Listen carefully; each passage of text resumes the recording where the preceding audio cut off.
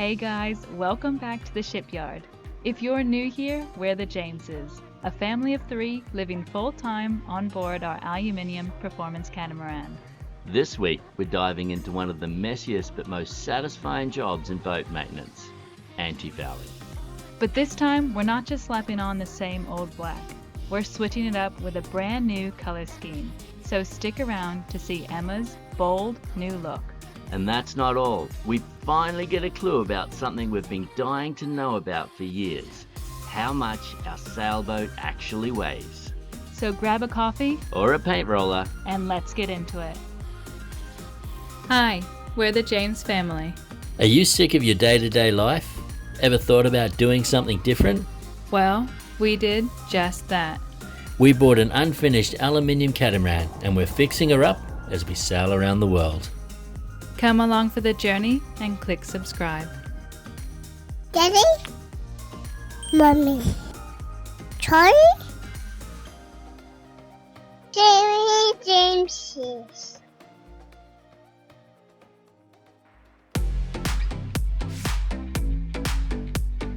Welcome to sunny Queensland, Australia, where we're currently up on the hard stand. One of the first jobs on the list is a full rigging check.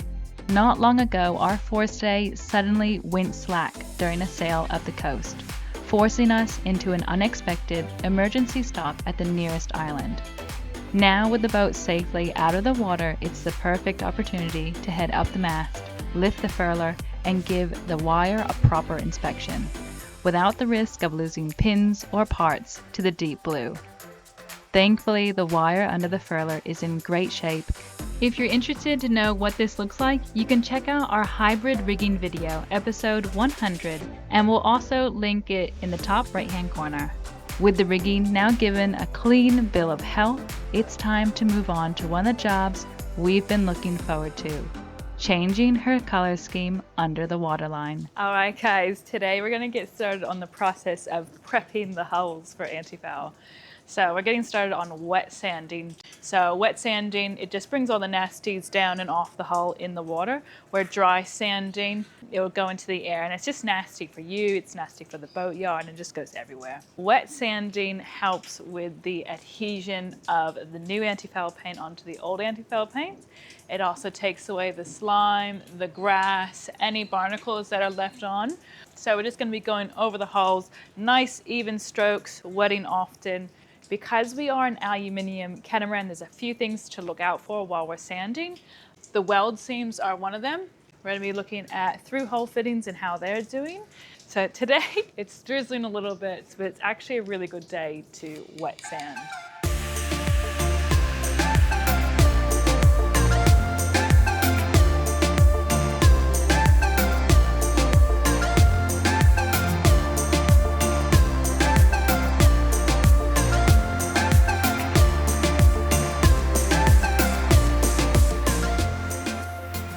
So we've got a sealer here and it's also a tie coat.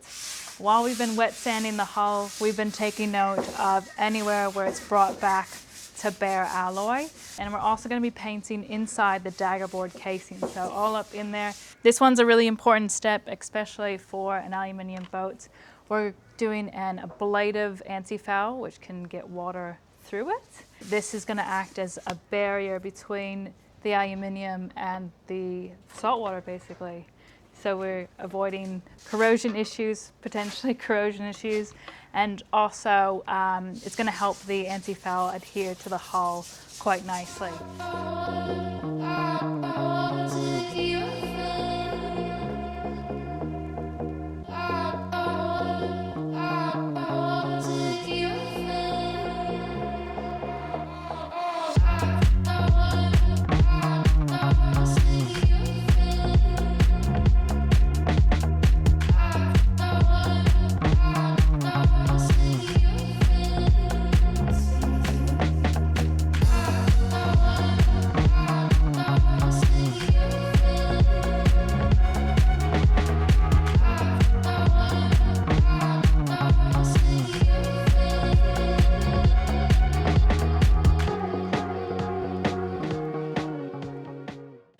So we've taken all the blades off our propellers and shined up all the bosses and everything. Now we're here because we weren't happy with our antifoul. We're not here because we weren't happy with prop 1 that we put on the props. The reason we're doing it is when you do get a brand new prop, it's really hard to get any kind of good adhesion on it. When they get manufactured, the machining oils and things like that just seem to stay in it. No matter how much acid wash or polishing you do, sometimes it's a bit challenging to get the stuff to stick. So I have been told that one thing you can do is get your brand new props, leave it next to the sea for a couple of weeks, get it really tarnished, bring it back, and that works. We didn't do that at the time, and so what we're doing is we've cleaned them all back, and we're just gonna reapply the product, put them on our props just to ensure that it does last. But if any of you guys do get brand new props out there and that you find your first application of whatever kind of fouling stuff you use on it doesn't stick, in my experience, there is no one fouling product that will stick to brand new props perfectly. It's a 50-50 chance whether it's going to or not. But then on the second application, you're usually pretty safe from there.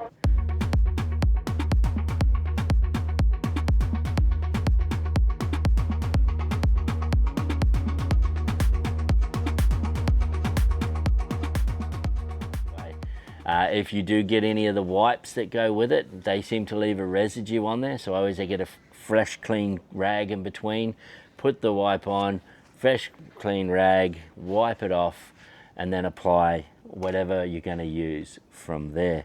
But what we also use is we've got some Lanatec grease. It's got the lamb's wool thing in it, and that's what we find because it's also stops marine growth. We use that as a grease. We'll grease them all up, put all the grease in there, put the outside back on, and then we'll apply the product and be raring and ready to go.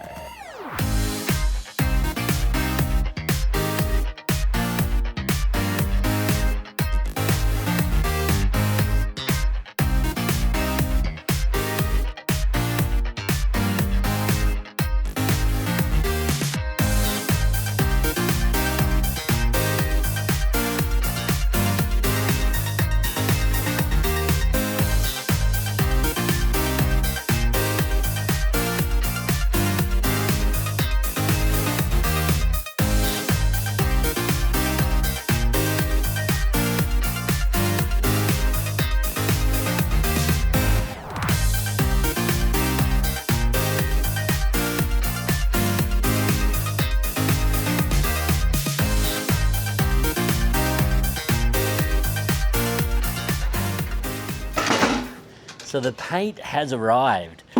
The paint that we've gone with is an ablative paint. What that means is it's slightly softer than the paint that we have on here already.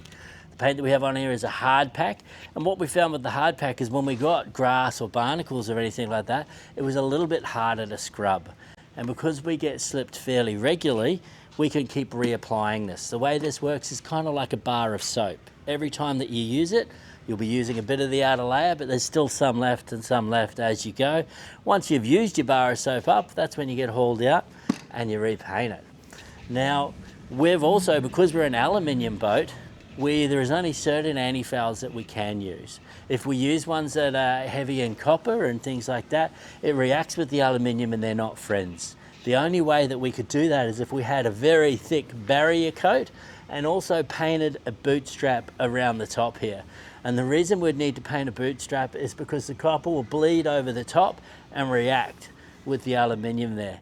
And then if anything did happen, if we did happen to hit anything, which does happen, especially logs and that at the front, and it chips through and it goes through the barrier coat, we would also get a reaction with our aluminium. So we've chosen to go on the safe side and go with an aluminium safe paint and the ablative, just because it's so much easier to scrub when we are underneath the water. Yeah. Now, something that we are doing a little bit different is we're changing our colors. So we've got black at the moment on the hulls, and our next color is going to be white. Now, why white, you're asking? Well, number one, we think it's going to look really pretty. Number two, white is really good for the tropics, which is where we're going. We're headed up north. Where are we headed? We're headed to Indonesia next. So the white should be really good for the tropical weather. Definitely. And the copper above the waterline, this particular brand, the white, because it doesn't have a lot of copper in it, won't turn. Because it's an aluminium safe paint. Basically, essentially, all of the other paints are copper rich, because that's one of the things that repels all the underwater aquatic life. But what happens then above the waterline when you go a white colour, the copper that's in the paint will turn green. It'll start tainting and going off, and you get a really yucky green waterline. Where with us, what Kate is exactly saying, she's exactly right. This white here is going to stay nice and white and hopefully look pretty. Yeah. But yeah, and another thing is, as I was talking before about with the bar of soap, if you've got a different colour over the top, then we know when we are starting to get through. Once the black starts shining through, that means, heck, we are going to have to start organising a slip, and we're going to need to put some more anti-foul on. Let's get started. Guys, it is my favourite time. It is tape time. So what we're going to be doing now is we're going to be taping the waterline. So we're going to be going up here to the red bootstrap, putting some tape along there. This is a super important step to tape the waterline so you get nice, clean, crisp lines. Invest in a quality tape. There's super cheap tapes that you can get. We've done the super cheap ones. They lose their stickiness after a while, and they're really hard to get off. It's just the middle ground, that's perfect.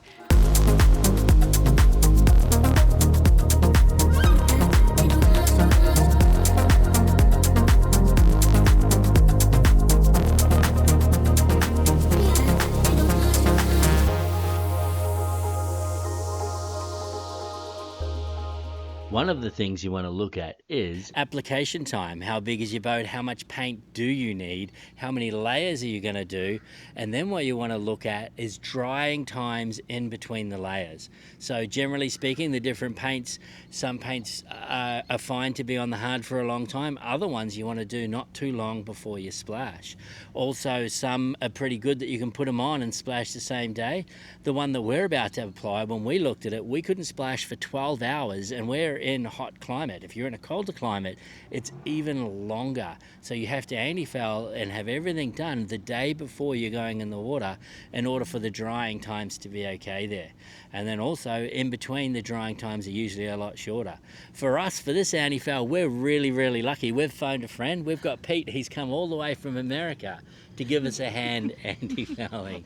So he'll be there tomorrow giving us a hand. So we're very, very lucky to have Pete with us. Say hi. Good afternoon. So we're about to start applying our anti-foul. Now, any anti-foul that you do get, it's really important that you mix it really well. When you do mix it, you want the mixer nice and deep, usually in the clockwise, so it's bringing up all the total dissolved solids that are in the bottom, whatever it is. With us, it's our biocides and all the good stuff, and we want to mix it thoroughly. The way we do it is we like to do 2 coats everywhere, and whatever is left, we do on our leading edges and on the waterline.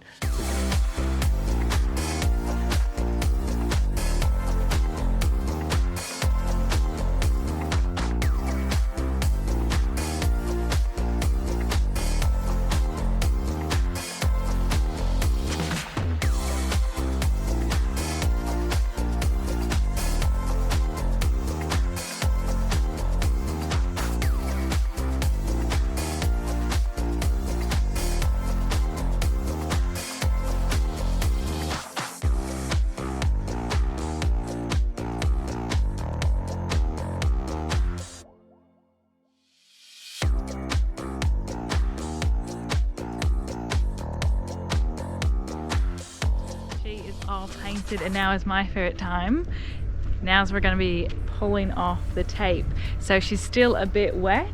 We pull the tape off when it's a bit wet because it gives nice clean lines. It also avoids the paint drying and the tape flaking the new paint. So, and it's also very satisfying. But yes, this is the step where you'll be grateful that you splurged a little bit on masking tape.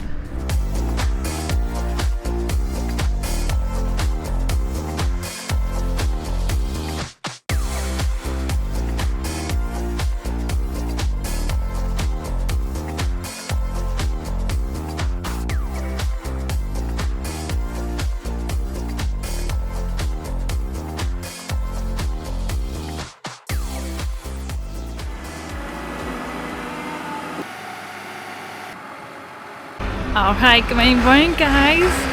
It is lunch day, so the travel lift has just come up behind us. They've just dropped the slings and then they're going to lift us up, and something that's really cool about this yard is that they're going to let us paint underneath where the chocks are, because there's no antifoul underneath those chocks, so they're going to give us a bit of time to quickly slap some paint on. Yeah, Emma's going back in the water, a new white boat. So the way they get the boat into the slings is that these come apart in the middle. So they've taken the two slings, they'll attach them in the middle of the boat, then they'll lift her up and take the chocks out.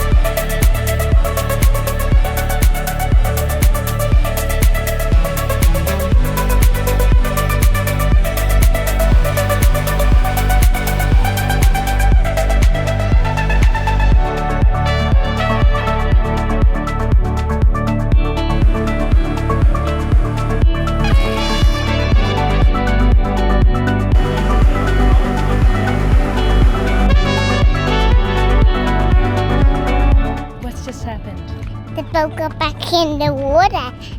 And what's today? Tomorrow, What's today as well? we're gonna go into the beach. Look what my birthday is. We're getting relaunched today, so today's Emma's birthday, but it's also Charlie's birthday as well. So we're getting relaunched. We're going to go out to a beach for her birthday, so she's quite excited. So our two girls' birthdays are today. Now there's a question that's been on our mind for quite a while, and probably on your mind too. But just before we got relaunched, the yard threw us a huge curveball. When we were first hauled out, we were told that our weight came in at 16.2 tons. So while we're on the hard stand, we took the opportunity to lighten the load, sorting through a pram, bags of old clothes, extra towels, utensils, and all those little things that quietly add up. So we asked to be reweighed at relaunch to see how much our efforts had made a difference. And we were a little surprised when the neighbor came back at 18 tons. So after getting stuff off the boat and putting nothing back on, we were almost 2 tons heavier on the scale. So how much does she weigh? Well, the truth is, we still don't know. And it's driving Sam crazy. Thank you so much for watching. Let us know what you think of the color change. We've gone from black to white, and we would love to hear your thoughts on the new look. A massive thanks and a shout out to our amazing Patreons. You guys are absolute legends, and we couldn't do this without you. Thank you. Don't forget to hit that subscribe button and give us a thumbs up if you like this video. It helps us out heaps, and we would greatly appreciate it. We'll see you guys all same time next week.